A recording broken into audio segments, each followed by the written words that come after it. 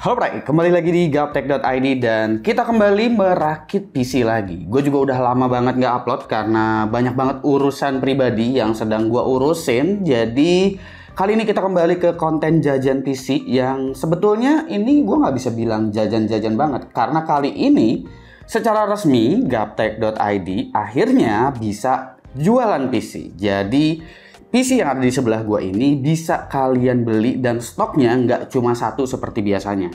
Biasanya gua tuh cuma jual X review aja, jadi bekasan konten yang gua rakit, gua jual sebagai barang second dengan harga yang lebih murah dan kalian bisa beli, tapi stoknya cuma satu.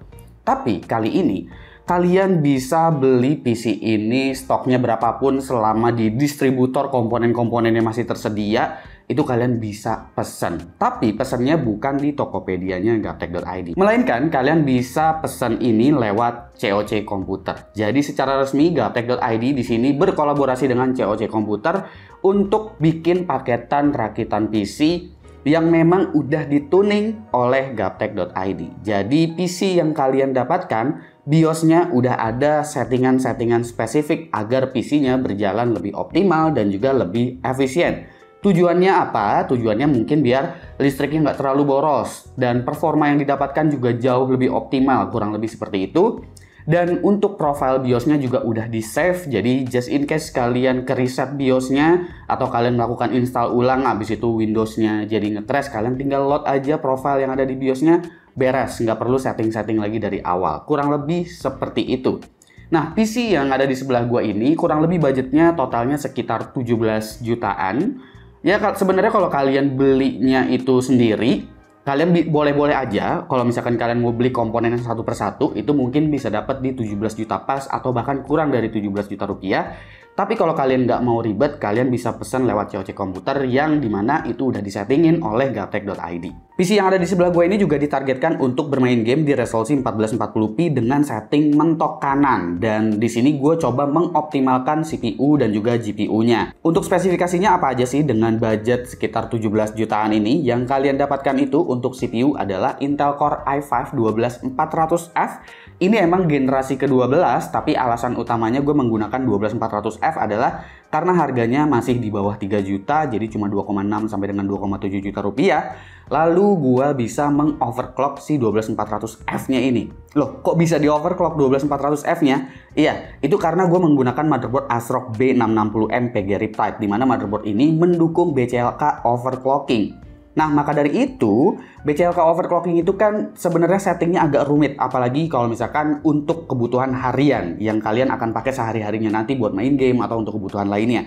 Maka dari itu di sini udah gue settingin untuk BCLK overclocking di 4,8 GHz all core dan kalian bisa pakai setting daily dengan suhu yang masih aman dan konsumsi daya yang semakin rendah. Dengan dinaikinnya clock speed dari Core i5 12400F ini ke 4,8 GHz all-core, ini juga membuat CPU-nya memiliki kemampuan single core yang kurang lebih mirip seperti Core i5 13500 polos.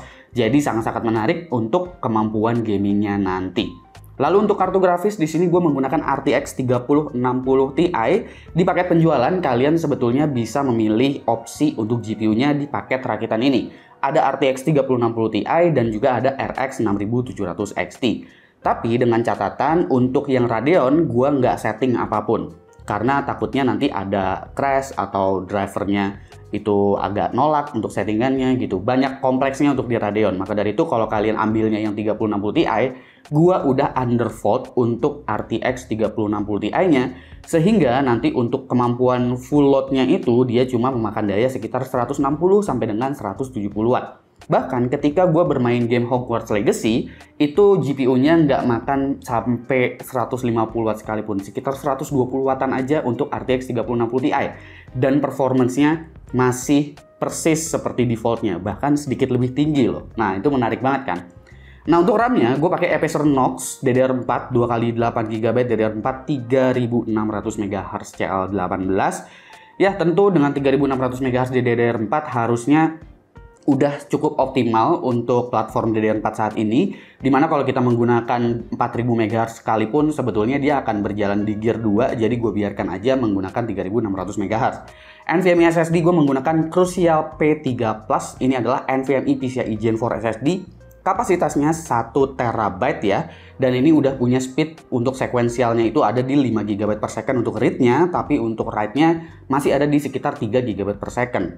Menariknya dari Crucial P3 Plus ini, dia punya random 4K yang cukup tinggi untuk write-nya, ada di sekitar 200-an MB per second, dan gue juga nggak nyangka, karena sejujurnya ini pertama kali gue pakai NVMe SSD tersebut. Untuk cooling gue pakai Deepcool Gamax L240. Kenapa di sini pakai water cooling? Karena ketika pakai BCLK overclocking itu sebetulnya suhu CPU-nya cenderung jadi agak lebih gampang panas, meskipun itu untuk konsumsi dayanya masih tergolong rendah. Apalagi kalau dijalaninnya 5 GHz. Ini juga jawaban mungkin buat kalian yang akan nanya, "Bang, kenapa nggak 5 GHz all-core untuk harian?" Sebenarnya bisa aja, tapi suhunya akan terlalu tinggi. Karena gue ingin memastikan untuk suhu CPU full load itu berjalan di bawah 85 derajat Celcius atau bahkan di bawah junction temperaturnya, yaitu adalah 100 derajat. Jadi gue pengen, baik itu yang ambient temperaturnya di ruangannya adem banget kayak di ruangan gue, atau mungkin ruangan yang nggak ber-AC, gue mengusahakan segimana mungkin suhu CPU-nya nggak berjalan di TJ Max alias di junction temperatur. Makanya gue kasih water cooling. Dan untuk temperaturnya sendiri itu masih ada di sekitaran 75 derajat Celcius aja full load. Itu untuk di ruangan gua, dan gua rasa kayaknya mungkin bisa selisih 5 derajat apabila ruangannya nggak ber-AC ya. Lalu untuk power supply ini langganan gua, Cooler Master MWE 750 80 plus. Jadi di sini semisal kalian nanti mau ganti VGA card-nya ke yang lebih tinggi, apakah ganti ke 3070 Ti atau 3080, itu masih sanggup. Jadi masih ada opsi upgrade juga ya untuk PC ini. Dan casing di sini gue pilih dari MSI Forge ya. Ini harganya sekitar 600 ribuan tapi udah dapat 4 fan. Ya sebetulnya secara kualitas casing ini bukan casing yang terbaik menurut gue, tapi di sini punya fan yang menurut gue cukup silent meskipun colokannya itu masih Molex. Awalnya gue ragu karena colokannya Molex, tapi ternyata fan-nya nggak berisik sama sekali. Mungkin kalian juga nggak ngedengar ya noise-nya di sini kayak gimana. Mungkin ya paling kurangnya itu karena di bagian depan itu dia nggak pakai dust filter, tapi dia sistemnya pakai mesh. Jadi ketika debunya udah mulai ngumpul itu lumayan kelihatan. Tapi poin positifnya adalah ya kalian masih gampang ngebersihinnya, tinggal elap aja bagian depannya, dan itu agak susah kalau debunya untuk masuk ke bagian dalam. Ini juga belum gua elap, nanti gua akan coba ambil b-rollnya bagaimana untuk debu-debu tipisnya itu udah ngumpul di bagian depan dan cara ngebersihinnya gimana. Tapi di bagian atas udah ada dust filternya, jadi kalian nggak perlu khawatirin soal itu. Sama sisanya paling belum tempered glass sih, ini masih menggunakan akrilik, dan menurut gua nggak gitu masalah sih mau itu akrilik ataupun mau itu tempered glass. Toh pakai tempered glass juga akan panas-panas juga karena itu kaca gitu ya. Jadi sebetulnya gua nggak perlu terlalu permasalahin. Mungkin bisa aja pakai casing yang 300 ribuan, 400 ribuan gitu ya. Tapi kalau nambahin fan lagi sebanyak ini, jatuhnya harganya kenanya sama-sama juga. Jadi ya gue langsung pilih casing ini aja.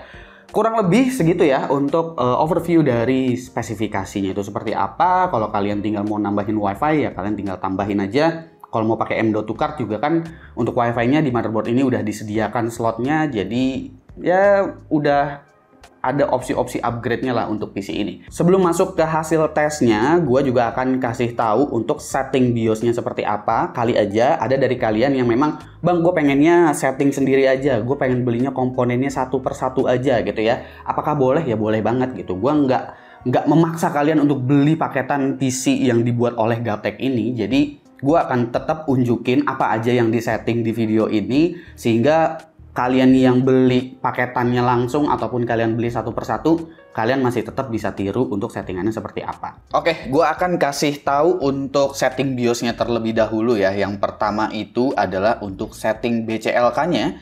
Di sini gue settingnya itu adalah untuk P-core ratio-nya ada di all core dan rasionya itu ada di 40. Lalu untuk BCLK frekuensinya itu gue setting di 120 bukan di 125. Beberapa CPU itu bisa di 125, tapi amannya di 120 aja untuk harian. Karena nggak semuanya bisa jalan di 125 untuk harian. Lalu untuk power limit, di sini PL1 dan juga PL2 gua set di 125 watt, jadi dia nggak bakalan turun powernya. Angka 125 watt sendiri ini sebenarnya udah bisa mengakomodir secara penuh kemampuan dari Core FF 12400F di 4,8 GHz nanti. Lalu selanjutnya adalah setting memori, karena untuk BCLK overclocking itu memori akan berpengaruh nantinya. Jadi ketika kalian udah aktifin XMP profile, pastiin kalian untuk DRAM frekuensinya itu diubah lagi sesuai dengan frekuensi dari XMP-nya, yaitu adalah 3600 MHz. Jadi di sini gue juga udah sesuaikan ke 3600 MHz dengan timing yang masih sama seperti XMP profile-nya. Jadi semua gue biarin auto aja untuk timingnya. Lalu untuk voltase, di sini voltage mode-nya gue ubah menjadi OC mode. Lalu untuk CPU core voltage itu gue ubah menjadi fixed mode, dan untuk fixed voltage-nya itu ada di angka 1,15 volt. Beberapa CPU juga ada yang bisa bagus banget sampai di 1,1 volt dan bahkan bisa 5 GHz, jadi di 125 untuk BCLK-nya. Tapi gue menyarankan untuk harian di 1,15 volt aja, karena cenderung dia lebih ada headroom lah nantinya untuk V-core-nya. Dan kurang lebih segitu yang gue setting, semuanya udah gue save melalui profilnya, jadi kalian bisa load aja nanti lewat BIOS ini. Di sini untuk Core i5 12400F-nya itu mendapatkan improvement baik di single core ataupun di multi core. Di single core ini sekarang jadi 1774 single core-nya. Udah bisa mengalahkan kemampuan single core dari Core i5 13400F dan udah mendekati kemampuan single core dari Intel Core i5 13500. Bahkan kemampuan multi core-nya itu juga udah sangat dekat dengan Core i5 13400F, yang dimana harganya juga cenderung lebih mahal sedikit daripada Core i5 12400F ini. Jadi kita mendapatkan improvement yang luar biasa bagus. Dengan setting seperti ini juga gue udah melakukan stress test, dan buat kalian yang beli nanti juga kalian bisa mendapatkan bukti-bukti screenshot untuk stress testnya ini untuk memastikan memang ini CPU berjalan beres. CPU package power itu untuk di ambience 26 derajat Celcius ada di angka 73 derajat Celcius dengan CPU package power menyentuh di angka 100 watt ya, sekitar 99 watt gitu. Jadi sebenarnya belum mencapai angka dari power limit maksimumnya yang ada di 125 watt. Terkecuali memang kalian menggunakan 5 GHz dan bisa jalan harian. Cuma untuk CPU yang ada di PC gua kali ini jalan 5 GHz itu dia udah bakalan bikin CPU-nya jadi panas karena membutuhkan V-core yang sangat tinggi. Jadi untuk semua PC yang ada di paketan COC itu nggak ada yang 5 GHz ya, tapi 4,8 GHz semua untuk memastikan CPU-nya berjalan aman dan juga stabil untuk harian. Untuk ngedit juga kalian udah bisa ngedit kenceng di sini menggunakan Adobe untuk project 4K sekalipun gue udah bisa ekspor ke 4K lagi hanya dengan waktu 1 menit 09 detik aja dengan project yang biasa gue jalanin sebagai benchmark ya. Buat kalian juga yang memang ngincer jadi VTuber di sini, apakah bisa jadi VTuber? Tentu aja kalian bisa jadi VTuber di sini ya. Gue juga udah ngejalanin di sini untuk OBS. Itu lancar-lancar aja dengan H264 menggunakan NVENC karena Intel QuickSync nggak ada di 12400F. Jadi kalian juga aman di sini untuk recording menggunakan OBS ataupun kalian melakukan live streaming. Video editing dengan DaVinci Resolve ini untuk project berdurasi 13 menit 2 detik untuk RAW sih sebenarnya ini. Ini beres diekspor dengan waktu 4 menit 22 detik dan ini dari 4K ke 4K juga. Jadi ini juga udah sangat-sangat baik performance-nya. Lalu untuk GPU di sini gua ngetes lewat 3D Mark Firefly Ultra. Yang pertama, di sini kalau kalian lihat ini perbandingan antara di undervolt dan nggak di undervolt itu selisihnya lumayan tipis dan bahkan cenderung lebih unggul ketika udah di undervolt. Jadi meskipun di sini udah di undervolt untuk di PC-nya, gue akan memastikan performanya tidak dikorbankan untuk kemampuan GPU-nya. Tapi kalian tetap bisa mendapatkan daya yang lebih hemat dan GPU-nya juga jadi jauh lebih waras untuk temperaturnya. Di sini gue bisa memangkas kurang lebih sekitar 4 sampai dengan 5 derajat Celcius aja sih untuk temperaturnya, tapi di sini untuk fan speed gue bisa turunin jauh jadinya karena dengan fan speed auto sekarang ketika di undervolt itu untuk fan speednya bisa berjalan hanya di 63% aja. Jadi secara umur juga harusnya lebih beres. Dan untuk GPU power draw itu untuk default dia bisa makan di 200 watt, sementara gue bisa memangkas sekitar 30 watt ya untuk setting undervoltnya ini. Dan gue juga bisa menjamin ini udah nggak ada crash lagi dan kalian bisa pakai untuk kebutuhan harian. Untuk setting undervoltnya juga itu udah gue save profilnya nanti di dalam MSI Afterburner dan udah jalan ketika Windows-nya itu booting. Jadi buat kalian yang beli juga memang udah pre-install Windows-nya itu tapi trial dan kalian nggak perlu pusing-pusing lagi untuk aktifin profile undervoltnya. 3D Mark Port Royal bahkan gue mengalami improvement di sini. Ketika gue udah undervolt GPU-nya, di sini peningkatannya lumayan loh. Bahkan di sini ya kurang lebih sekitar 200 poin lah. Dan apakah PC seperti ini bisa dipakai untuk bermain game yang sekarang lagi kekinian seperti Hogwarts Legacy? Gue di sini udah ngetes dengan beberapa resolusi dan beberapa settingan. Semuanya sih pengennya gue settingnya rata kanan, jadi semuanya gue ultrain sampai dengan ray tracingnya. Di sini untuk setting ideal yang bisa gue dapetin itu sebetulnya ada di resolusi 1440p, dan di sini kalian masih bisa main dengan preset ultra bahkan dengan ray tracing ultra. Akan tetapi dengan catatan kalian memerlukan DLSS ultra performance di sini. Kalian juga bisa lihat bahwa GPU-nya ketika bermain game itu hanya load sekitar 100 watt aja, paling gede 120 watt. Jadi ini hemat daya banget, dan GPU-nya kalian juga bisa lihat sendiri suhunya ketika main Hogwarts Legacy ini cuma di sekitar 62 derajat aja, jadi juga udah sangat-sangat adem ya untuk main Hogwarts Legacy ini.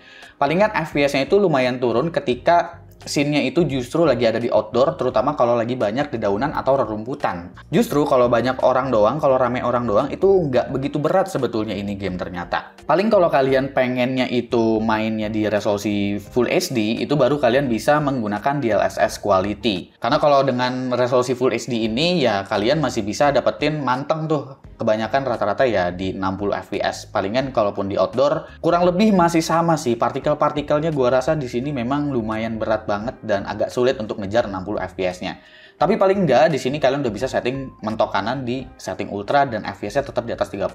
Palingan ya kalau kalian mau rela-rela sedikit, ya palingan ray tracing-nya diturunin ke medium. Gue juga coba iseng mainin Cyberpunk 2077 dengan resolusi 1440p dan semuanya gue mentokin ultra. Dengan DLSS Quality gue masih bisa mendapatkan rata-rata FPS di 50, yang berarti ini juga masih sangat-sangat bagus. Dan apabila kalian perlu toleransi sedikit, ya kalian tinggal turunin aja untuk DLSS-nya menjadi mode performance atau mungkin ray tracing-nya yang diturunin. Game lain seperti Shadow of the Tomb Raider misalnya, gue bisa mendapatkan rata-rata 87 fps menggunakan DLSS Quality dan juga ray tracing ultra di resolusi 1440p, FPS yang udah sangat tinggi untuk ngejar 60 fps di resolusi 2K.